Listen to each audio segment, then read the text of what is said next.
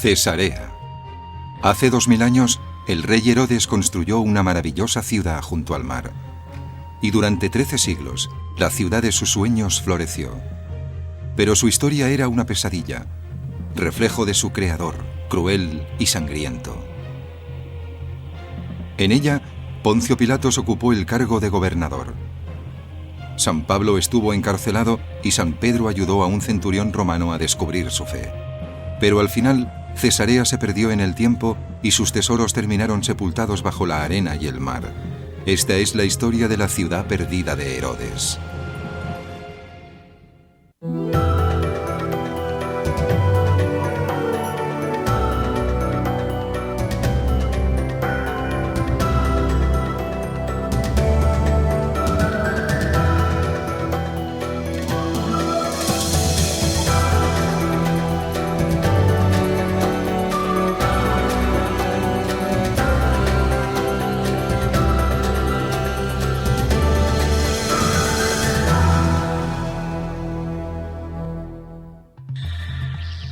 La ciudad perdida de Herodes.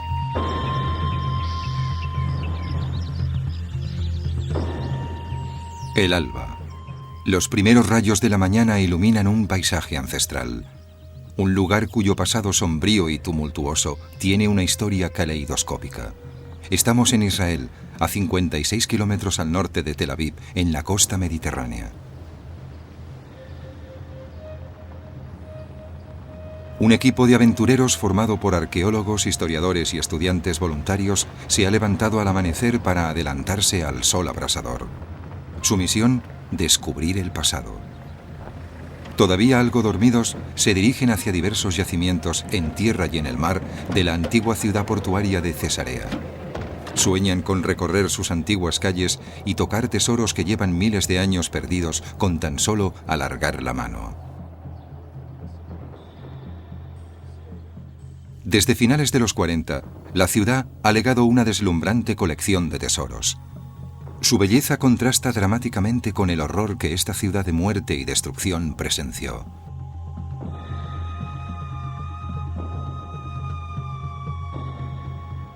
Pero incluso después de 5 décadas de excavaciones, sigue habiendo un inmenso tesoro de conocimientos y objetos que espera ser descubierto. Cada elemento, cada fragmento, permite echar un vistazo fascinante a la historia. A lo largo de 1300 años, Cesarea vivió muchos cambios. Pasó del paganismo romano y el judaísmo al cristianismo bizantino. Llegaron después los conquistadores musulmanes. Estos, a su vez, fueron derrotados por los cruzados invasores. Y finalmente, Cesarea volvió a manos de los musulmanes, que estimaron conveniente destruirla. Y durante 600 años permaneció desierta, cubierta de arena, perdida en el tiempo. Aunque han sido muchos los que han trabajado para descubrir el pasado de Cesarea, hoy el trabajo arqueológico lo realizan 2 expediciones conjuntas, dirigidas por 2 profesionales dedicados y apasionados, Avner Rabban, de la Universidad de Haifa, y el Dr. Kenneth Holum, de la Universidad de Maryland. Holum se concentra actualmente en un yacimiento donde hace unos años se descubrieron los cimientos del gran templo del rey Herodes el Grande a la diosa Roma y a Augusto. Aunque hace mucho que el templo en sí desapareció, tiempo atrás se había erigido sobre el puerto de Cesarea como un majestuoso símbolo de la lealtad y la gratitud de Herodes hacia Roma.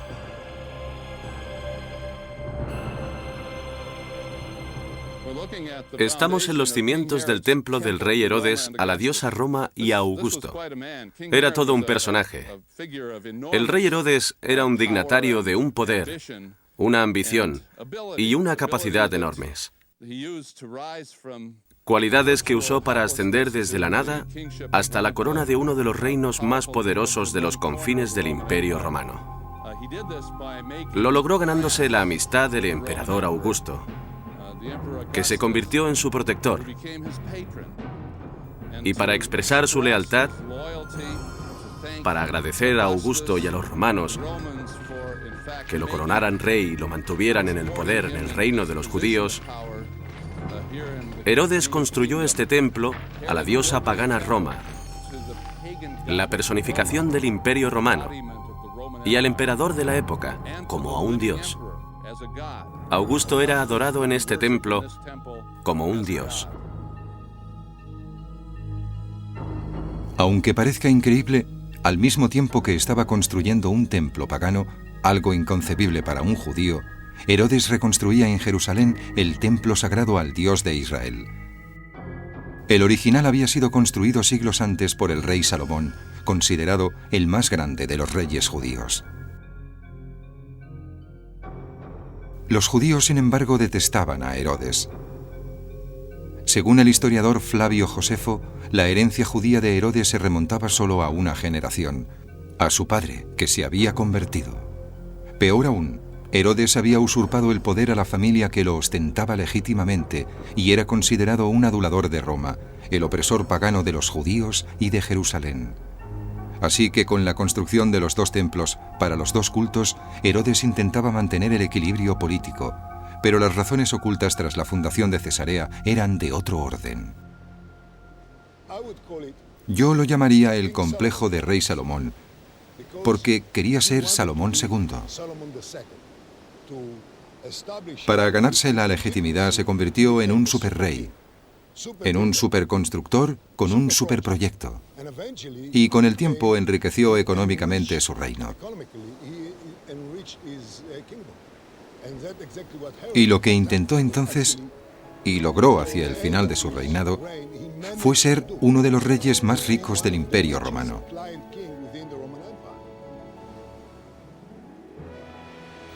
El año 22 a.C., con el respaldo financiero de Roma, Herodes empezó a trabajar en Cesarea. La ciudad se construyó junto con un puerto artificial llamado Sebastos, cuya mayor parte se ha erosionado con el tiempo. Este es el puerto actual, que solo es una pequeña parte del original.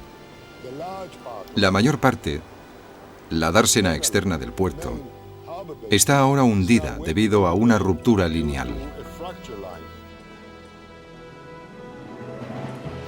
Tanto la ciudad como el puerto se construyeron donde se levantaba la torre de Estratón, una villa helénica en decadencia que albergaba nada más y nada menos que un culto a la prostitución.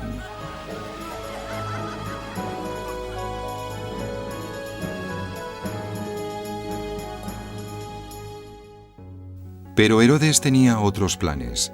Cesarea y Sebastos estaban planeadas para enriquecer su reino de Judea, convirtiéndolo en un punto de parada clave para las rutas comerciales mediterráneas entre Roma y Alejandría.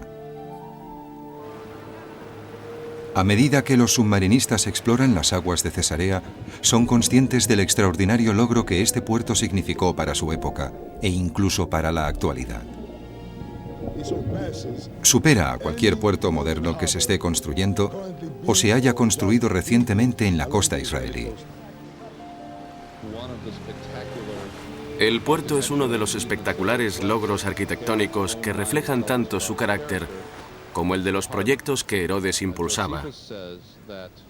Josefo afirma que era un lugar terrible para construir un puerto. No había ningún puerto natural. La costa está sometida a corrientes y a violentas tormentas. Las fuerzas naturales destruirían enseguida cualquier puerto construido por la mano del hombre. Pero Herodes lo construyó de todos modos. Se prepararon unas estructuras de madera que se hicieron flotar hasta su emplazamiento. Desde unas barcas, los obreros vertieron cemento en los armazones, que se hundieron. Siguieron este proceso hasta construir un rompeolas que se levantaba 1,5 metros por encima de la línea de agua y hasta 350 metros mar adentro. El rompeolas se pavimentó después con bloques de piedra. Herodes observaba atentamente la construcción desde su palacio, situado en las cercanías. Estamos en el yacimiento del magnífico palacio de Herodes el Grande, en el promontorio situado al sur del antiguo puerto. Herodes construyó este palacio como desafío a las fuerzas del mar, como en el caso del puerto. Lo que vemos aquí, en la piedra inferior, es el área que constituía su residencia privada, donde recibía a sus invitados personales, donde ofrecía cenas, mantenía reuniones privadas, todo en el marco imponente de un palacio levantado junto al mar, con las olas batiendo las paredes del edificio.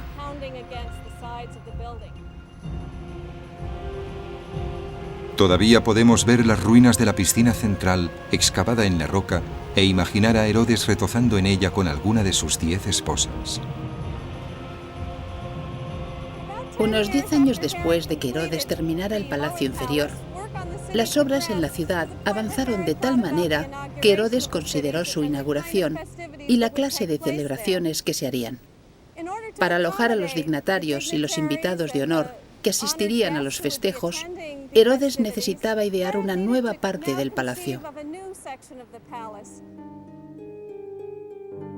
El palacio superior poseía unas salas magníficas y espacios públicos que contrastaban con los comedores más íntimos y las instalaciones residenciales del palacio inferior.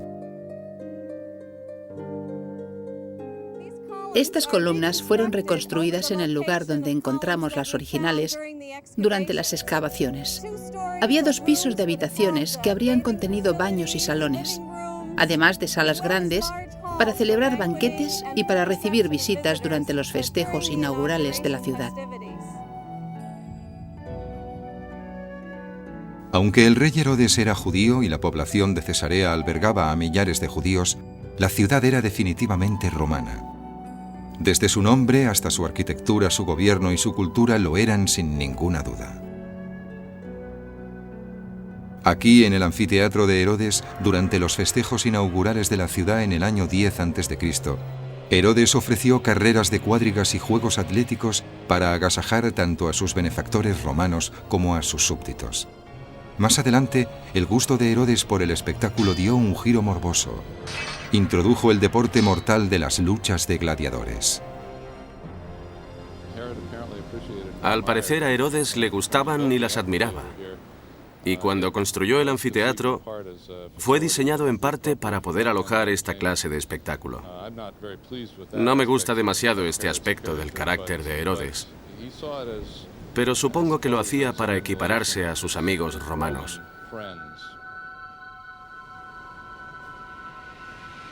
La vida pública de Herodes era un reflejo de su vida privada igualmente cruenta.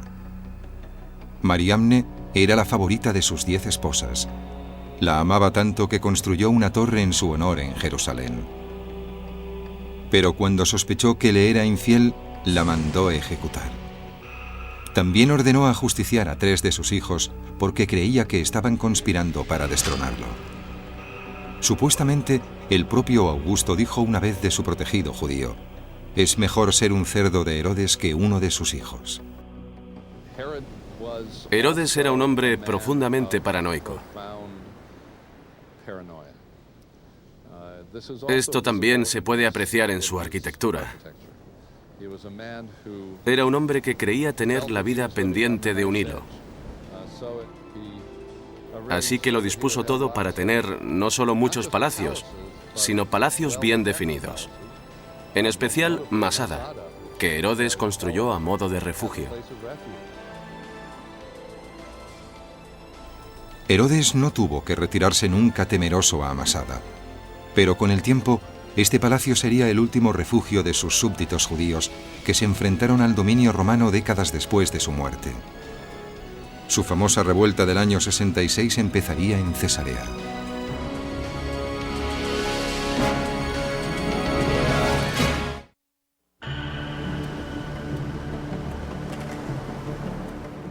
Hace 2000 años, la construcción de Cesarea en el antiguo Israel fue una empresa colosal que exigió más de una década de trabajos.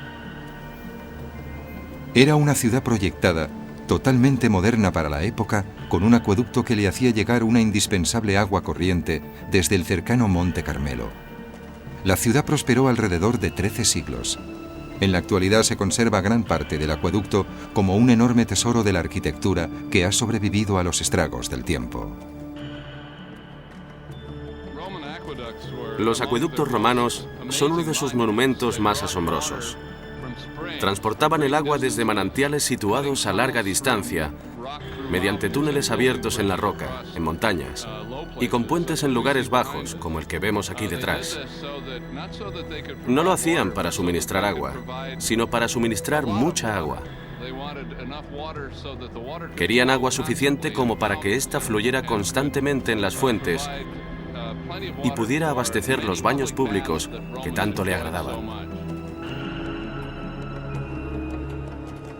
Aunque Cesarea evolucionó a lo largo de los 13 siglos de su vida, las ruinas más antiguas reflejan el sabor predominantemente romano que el rey Herodes le infundió inicialmente.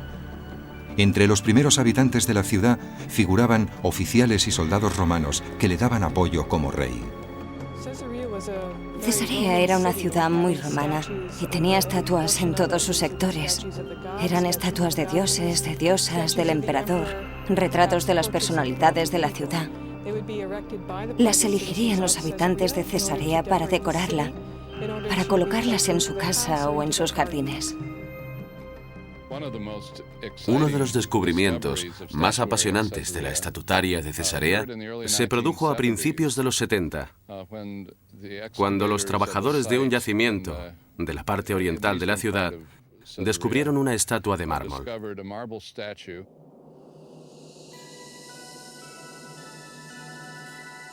Los arqueólogos y los historiadores se dieron cuenta enseguida de que habían encontrado una estatua de la diosa de Cesarea. Su nombre era Taiki, que significa diosa de la fortuna. Lo mismo que la diosa Roma era considerada la encarnación de la ciudad romana, Taiki era considerada el espíritu de Cesarea. La figurita que la acompaña es Sebastos, que representa el puerto de la ciudad. Aunque la estatua de Taiki ha sufrido el desgaste del tiempo, sigue siendo un hermoso tesoro. En una ciudad se encuentran infinidad de pequeños tesoros. Cuando un rey construía una ciudad, cuando un imperio favorecía la vida de una ciudad, sus habitantes desarrollaban un estilo de vida que permitía una decoración aplicada a la comodidad. Así es como en las casas pueden hallarse paredes y suelos muy bien ornamentados. Era una forma de crear arte, rodeándose de objetos lujosos que evidenciaban la satisfacción y el disfrute en la vida cotidiana. En una escala mayor aparece la historia completa del yacimiento, una valiosa muestra de cómo creció, prosperó y se desarrolló la ciudad. Y también de su propia decadencia. Esto último es una consecuencia muy sutil de nuestro trabajo, pero resulta igual de importante para nosotros. Mientras Cesarea florecía gracias al comercio, su ciudadano más próspero, el rey Herodes, aumentaba aún más su riqueza. Pero llegó a sus últimos días enfermo y medio loco. Lo perseguían los familiares y compatriotas que había ejecutado. Aún así, la inclinación de Herodes por el mal no disminuyó. Entre sus últimos actos de brutalidad figura la llamada matanza de los santos inocentes. Según el Nuevo Testamento, Herodes temía al niño que se convertiría en rey de reyes. Después de que los Reyes Magos profetizaran el nacimiento de Jesús, Herodes ordenó asesinar a todos los varones recién nacidos de Judea. Millares de ellos perdieron la vida. Herodes dejó un tesoro arquitectónico, pero cuando murió, el año 4 a.C., puede que su mayor legado fuera el daño que había cometido durante su vida. Tras la muerte de Herodes, otras personalidades pasaron tiempo en Cesarea, en su palacio.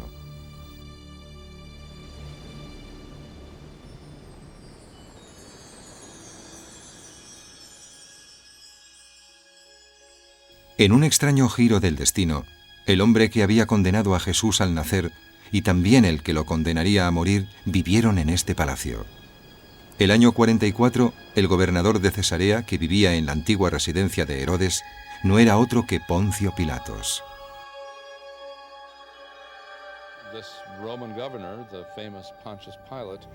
Este gobernador romano, el famoso Poncio Pilatos, dedicó un templo al emperador Tiberio, que era también, por cierto, el emperador que gobernaba cuando Poncio Pilatos crucificó a Cristo.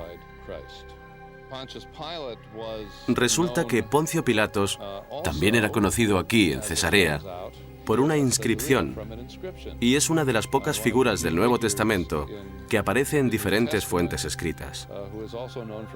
Esta piedra se encontró en Cesarea y es uno de los objetos más famosos descubiertos en ella. Una década después, cuando el gobernador de Cesarea era el procurador romano Félix, el apóstol Pablo fue llevado de Jerusalén al palacio de Herodes para enfrentarse a las acusaciones que habían hecho en su contra. Pablo estuvo encarcelado 2 años en el palacio de Cesarea. Después fue llevado a Roma, donde lo ejecutaron. En años siguientes, el palacio de Herodes se convirtió en un espacio público de la ciudad.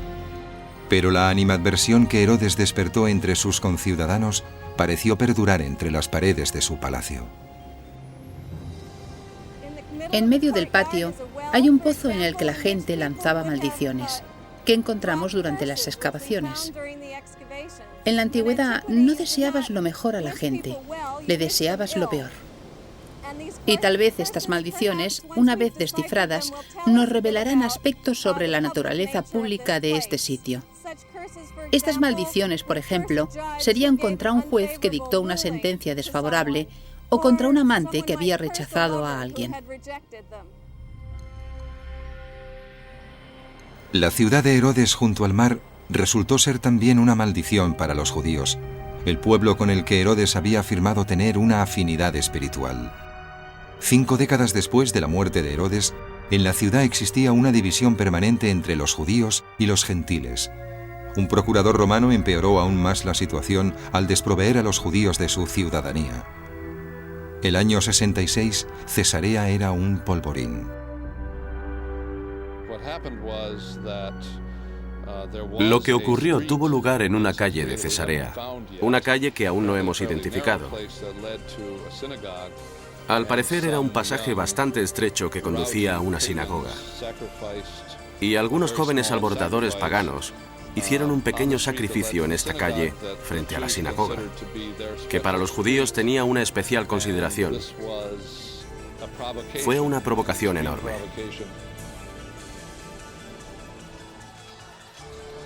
Estalló una batalla terrible. En una hora, los gentiles de la ciudad, con la ayuda de la guarnición romana, mataron a 20.000 judíos, toda la población judía de Cesarea. Por la ciudad, por la que fluía tanta agua, corría ahora sangre.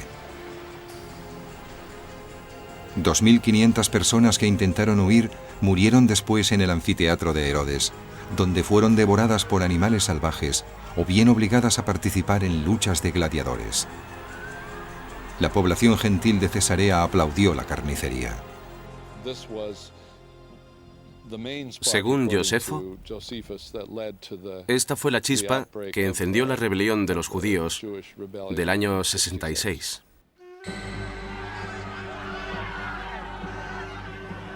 Esa rebelión se extendió pronto por todo Israel. El año 70 de nuestra era, tras 4 años de guerra, los romanos destruyeron el templo sagrado que Herodes había reconstruido para los judíos en Jerusalén. Hoy en día, el muro exterior de contención del lado oeste del templo sigue siendo un lugar santo, un vestigio valiosísimo para los judíos de todo el mundo. En el año 74, otra de las maravillas arquitectónicas de Herodes desempeñó un papel vital en la historia judía. El enfrentamiento final entre el Imperio Romano y los judíos rebeldes tuvo lugar en Masada. La fortaleza que el rey Herodes había construido fue el último refugio de unos 1000 judíos que al final prefirieron morir haciendo uso de sus propias espadas antes que doblegarse al dominio romano. En una generación, los judíos empezaron a volver a Cesarea, donde vivían y enseñaban algunos de sus mejores rabinos.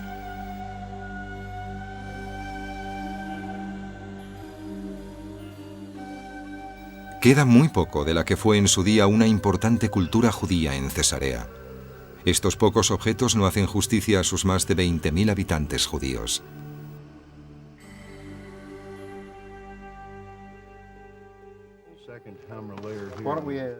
Los arqueólogos han obtenido resultados mucho mejores en la búsqueda de huellas que ilustren la transición de Cesarea del paganismo romano al cristianismo. 5 siglos después de la destrucción del templo pagano que el rey Herodes dedicó a la diosa Roma, sobre sus cimientos se construyó una iglesia cristiana.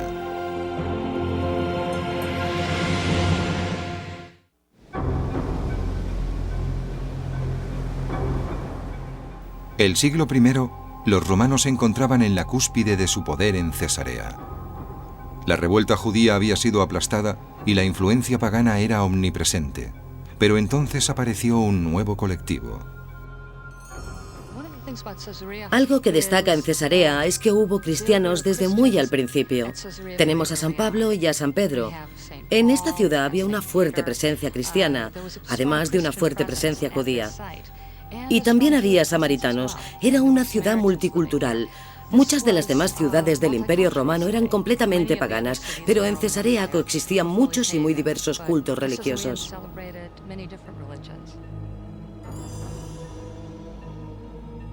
Esta figura sin cabeza es todo lo que queda de la estatua de un centurión romano encontrada en la ciudad. Pero en Cesarea encontramos a un centurión especial, Cornelio, quien, según los especialistas en textos bíblicos, conoció al apóstol Pedro y dejó un sello imborrable en el cristianismo. Cuando Cornelio tuvo su profunda experiencia religiosa, mandó llamar a San Pedro, quien le habló de Jesucristo y su doctrina y se convirtió al cristianismo. Que un centurión romano del siglo I adoptara el cristianismo legitimaba esta religión. Así que Lucas intenta decir, es algo a lo que la gente puede pertenecer. Es una religión importante, legítima en el Imperio Romano. Pero el cristianismo tendría que esperar varios siglos más para ser aceptado no solo por los romanos de Cesarea, sino de todo el imperio. Los dioses del paganismo no empezaron a perder su posición de privilegio hasta principios del siglo IV. Encontramos cristianos en muchas partes del imperio, incluso próximos a la corte del emperador. Esto empezó a preocupar mucho a los emperadores, porque sus sacrificios rituales no daban resultados. Y culparon de ello a los cristianos. Los cristianos hacían enfadar a los dioses romanos. Como consecuencia de ello, los romanos descargaban su frustración en los cristianos. Uno de los mártires fue un clérigo llamado Procopio. Empezaron las persecuciones que acarrearían las muertes de numerosos mártires descritas por Eusebio. En el anfiteatro de Cesarea se ejecutaba a cristianos de distintos y espeluznantes modos. Pero al final, los romanos no pudieron detener el avance del cristianismo. El año 313, el emperador Constantino convirtió el cristianismo en la religión oficial del Imperio Romano.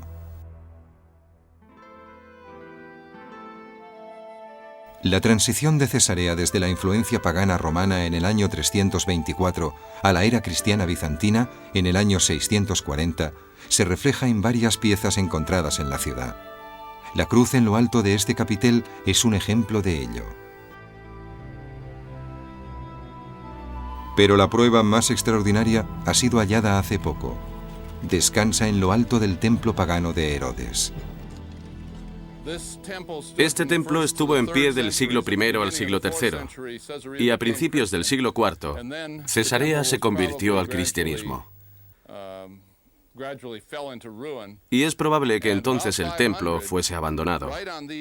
Y hacia el año 500, en los mismos cimientos del viejo templo, los cristianos de Cesarea construyeron la iglesia octogonal de San Procopio.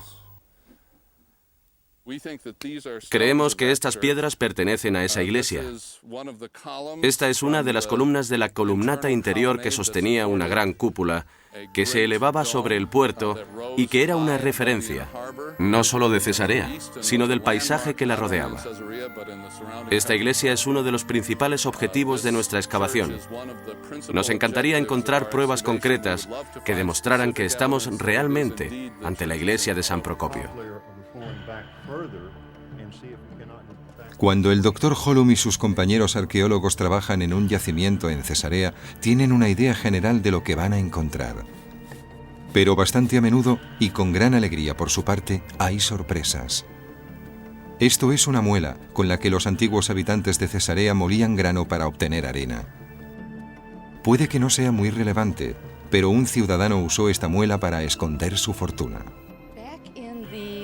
En el siglo IV, hacia finales del siglo IV, alguien tomó el hueco de una muela y preparó un vasito de yeso muy maleable y lo situó en su interior.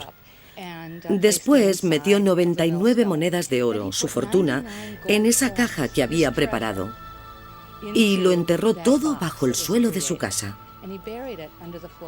Siguió ahí enterrado sin que nadie lo detectara ni lo viera hasta hace unos pocos años. Creo que estamos ante los ahorros de un funcionario moderadamente rico. Tal vez un comerciante, seguramente acumulados a lo largo de toda una vida. Las fechas de las monedas comprenden unos 50 años, desde el año 350 hasta el 395 o 400 de nuestra era. Así que creo que se trataba de alguien que reunía algunas monedas cada año, todas las que podía ahorrar, y que las enterró bajo el suelo de su villa. Quizás este ciudadano escondía su patrimonio de un recaudador de impuestos. Ya en los siglos V y VI, una visita a la versión romana de Hacienda debía ser una experiencia bastante desalentadora.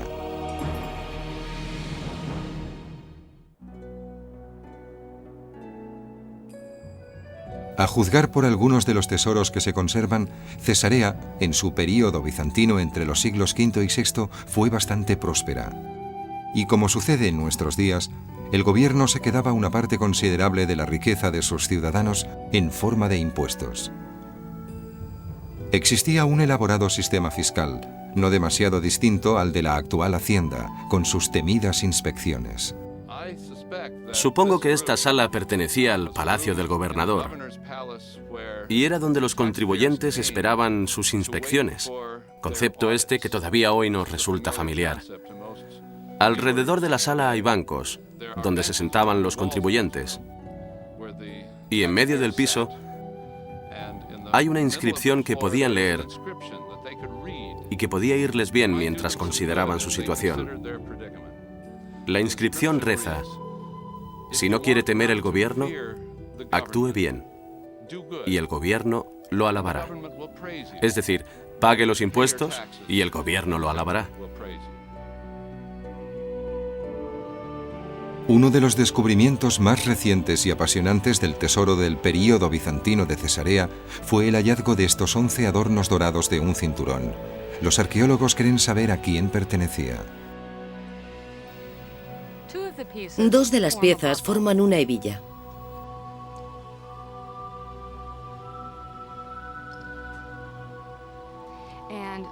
Y la hebilla es interesante porque en ella vemos un monograma en el hebijón. El monograma tiene forma de cruz, así que sabemos que este cinturón fue hecho para un cristiano. Y las letras deletrean su nombre. Se llamaba Estéfanos. Sabemos de la existencia de dos Estéfanos muy importantes en la Cesarea de la época, y ambos fueron gobernadores. Es posible que este cinturón fuera de uno de esos dos hombres. A pesar de la brutalidad del anterior régimen romano pagano de Cesarea, los cristianos del período bizantino estaban orgullosos del legado romano de la ciudad. Esta estatua del emperador Adriano pertenece al siglo II, pero 4 o 5 siglos después se le concedió un sitio de honor aquí, en la explanada bizantina. Para ellos era todo un hallazgo, y lo convirtieron en una pieza de museo en su propia ciudad, lo que nos demuestra que consideraban que su pasado romano era muy importante, tanto que querían incorporarlo en la estructura de su propia ciudad.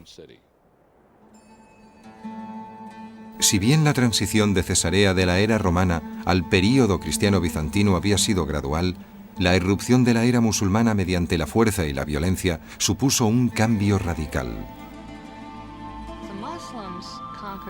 Los musulmanes conquistaron Cesarea en el año 640. Y ahí observamos un cambio más brusco. Esta zona concreta era un barrio lleno de almacenes, un barrio comercial durante el periodo bizantino, y suponemos que su uso habría sido el mismo durante el periodo romano, aunque todavía no hemos excavado lo suficiente.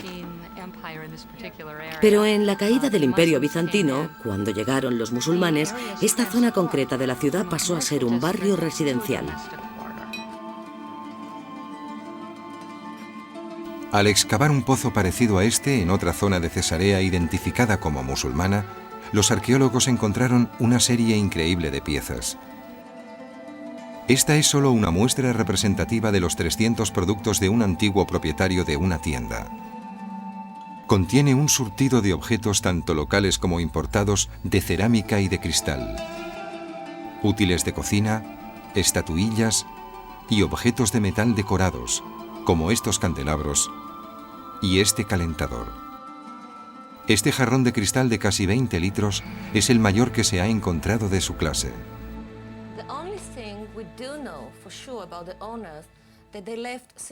Lo que sabemos con certeza sobre sus propietarios es que se marcharon de Cesarea, probablemente debido a la inseguridad que se vivía en este periodo en todo el país. Y también sabemos que no regresaron nunca más. Tuvimos suerte de ser los primeros en abrir la cámara y encontrarlo todo tal como lo dejaron hace casi 1000 años. Ningún tesoro arqueológico de Cesarea evoca la cultura y el arte musulmanes mejor que esta colección de joyas.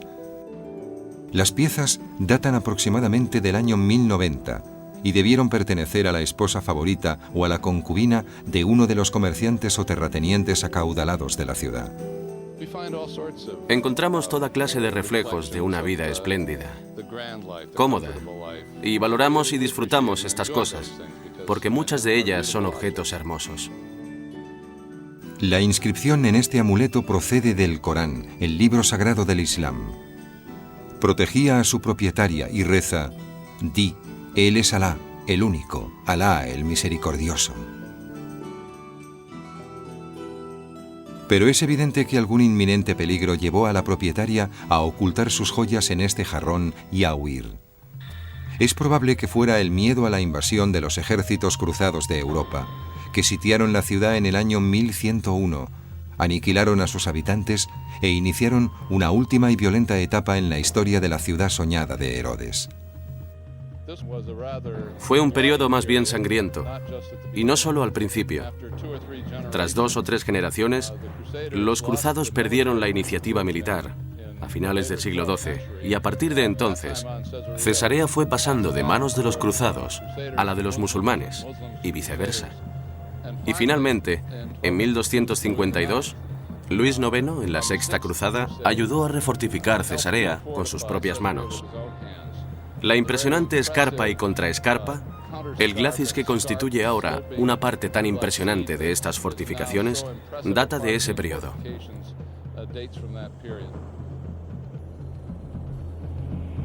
En 1265, solo 15 años después de que se hubieran terminado estas fortificaciones, Cesarea cayó finalmente en poder de otro ejército musulmán, esta vez llegado de Egipto.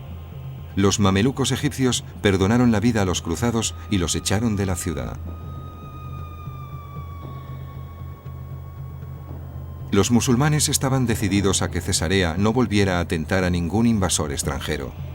Y aunque parezca increíble, destruyeron la ciudad. Sepultaron las fortificaciones bajo la arena, con lo que las inutilizaron, y abandonaron la metrópolis que en su día había sido el sueño de Herodes. Cesarea, a partir de ese momento, se perdió en el tiempo.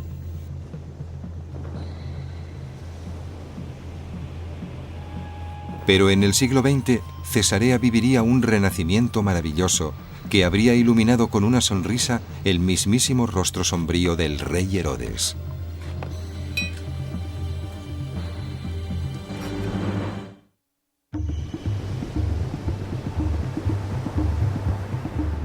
En la última década, los arqueólogos, historiadores y voluntarios que trabajan en Cesarea han realizado los descubrimientos más apasionantes en la ciudad que construyó el rey Herodes. Cada año, las expediciones conjuntas de Cesarea y la Autoridad de Antigüedades de Israel, entre otras, se esfuerzan en averiguar más cosas sobre los días gloriosos de la ciudad. Excavan tanto en tierra como debajo del agua. Ahora que los arqueólogos han encontrado lo que se cree que fue la iglesia de San Procopio, el mártir cristiano, seguirán trabajando en este yacimiento durante varios años. El proceso es muy lento, ya que excavan capa por capa.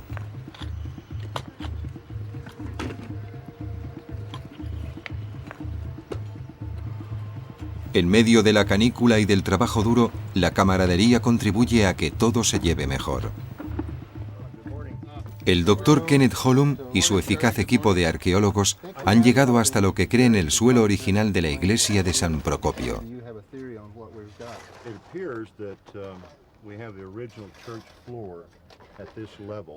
Incluso creen que pueden sacar a la luz algo que aportaría nuevos datos sobre Cesarea, la tumba del mismo obispo, el sepulcro de San Procopio.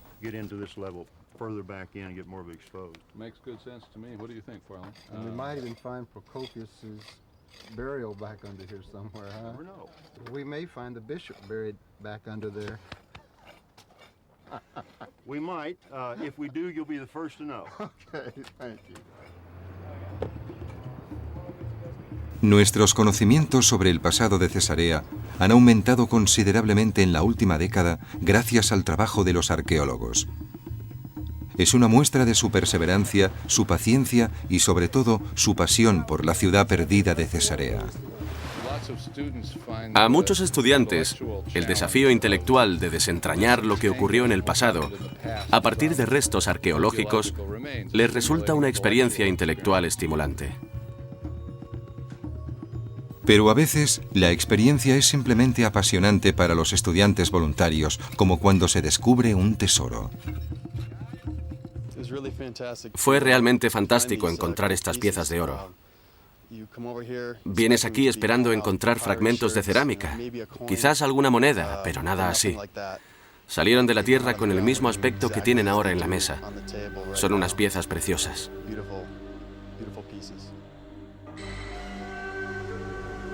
A una escala mucho mayor, Cesarea es en sí misma un tesoro israelí. El teatro que construyó el rey Herodes es un legado vivo. Totalmente restaurado, hoy en día se celebran en él conciertos y espectáculos de danza. Pero para los arqueólogos, los historiadores y los voluntarios que siguen volviendo a Cesarea, el tesoro más importante es el conocimiento de culturas pasadas. Eso es lo que les apasiona y les atrae. Tendemos a pensar que los tesoros son objetos de oro o de otros metales preciosos, pero nuestro mayor tesoro es nuestro pasado. Cuando trabajamos en un yacimiento arqueológico, estamos tan interesados por la arquitectura, la cerámica, el cristal o los restos humanos como por todo lo demás, porque son piezas del rompecabezas que nos permite conocer mejor quién era, cómo pensaba y qué hacía esa gente. La historia del arte o la historia en mayúsculas nos hablan sobre los emperadores y sobre los gobernadores, sobre los artistas que crearon las obras maestras. Como arqueóloga averiguo cosas sobre la persona que caminaba por una calle, la persona que hizo una vasija, la persona que recomponía un tejado. Es decir, prefiero averiguar cosas sobre personas así, que no podemos encontrar en otras fuentes. Sigo estudiando su tecnología, su grandeza, su complejidad. De ello, he aprendido a ser humilde. No volvería a considerar nunca como un axioma que sabemos más que los antiguos. Son nuestros predecesores. Ahora estoy totalmente convencido de que en ciertos aspectos, incluso en el técnico, eran unos expertos. Es un estudio que te pone en contacto con nuestros ancestros de una forma única, permitiéndonos conocer sus sueños, sus temores, lo que enriquecía sus vidas y lo que consideraban una amenaza. Y es un estudio muy humano. Entras literalmente en contacto, como poner los dedos en las huellas que un alfarero dejó en el asa de una vasija. Cuando estableces literalmente esa conexión táctil con tu homólogo en la antigüedad, la arqueología te permite experimentar un contacto muy íntimo con el mundo antiguo.